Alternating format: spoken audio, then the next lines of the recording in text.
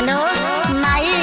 अरे माई राती का फिर पी के दो गलवा भरले बारे माई। राती के मार के मन कर यहाँ तोड़ देले। अरे माई जल्दी से रविंदर के भेज रे माई, गाड़ी लेके हम घरे आए रे माई।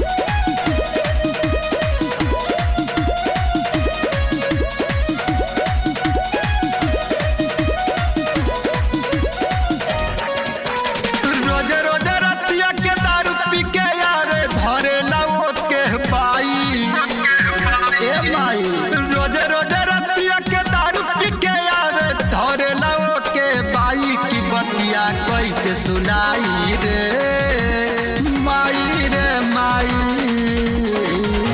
की बतिया काका तो से बताई दो गलवा मार तरे माई की दुखवा काका तो से सुनाई दो गलवा मार तरे माई।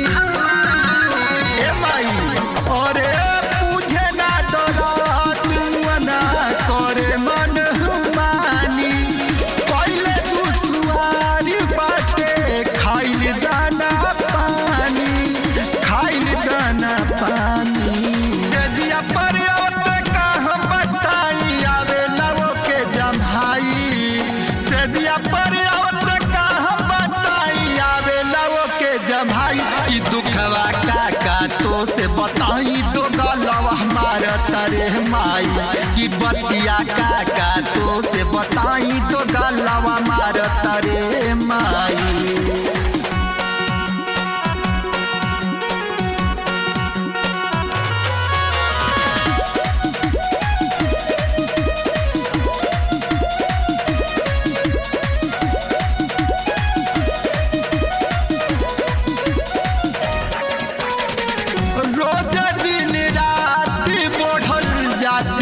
बतिया के तनो बताई दिल के बुझे नहीं बतिया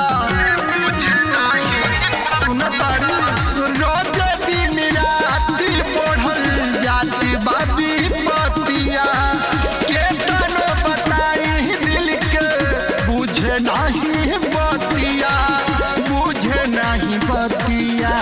कहिया ले धके तकिया के सूती कैसे ओके समझाई कहिया ले धके तकिया के सूती कैसे ओके समझाई की बतिया काका तो से बताई तो गलवा मार तरे माई की दुखवा काका तो से सुनाई तो गलवा मार तरे माई।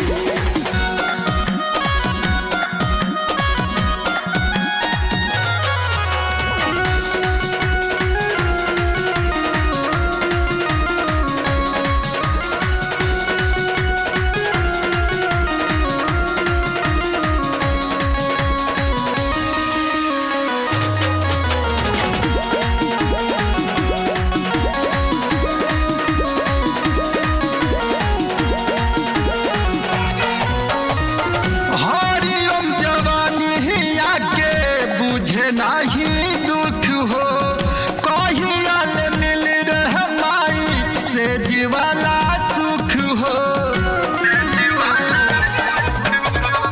हरिओम जवानी आके बुझे नहीं दुख हो कहियाल मिल रहे माई से जीवाला सुख हो से जीवाला सुख हो। देवरू कैसे हम बताई देवरू योगेंद्र से दिलवा के बतिया कैसे हम बताई कि दुखवा काका तो से सुनाई दो